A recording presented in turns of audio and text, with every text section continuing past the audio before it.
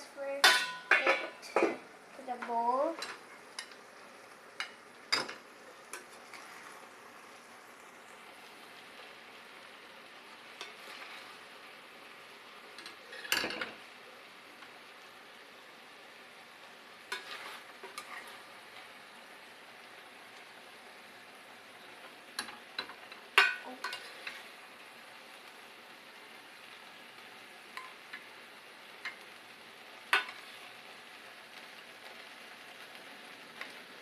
Off mo alam.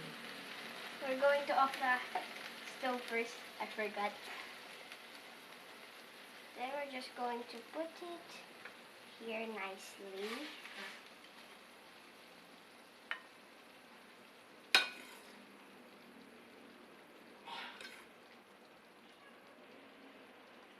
Then, for the finisher, we're going to add the chicharon on top.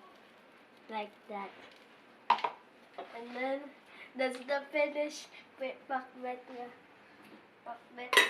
chicharon. So, thanks for watching. Bye!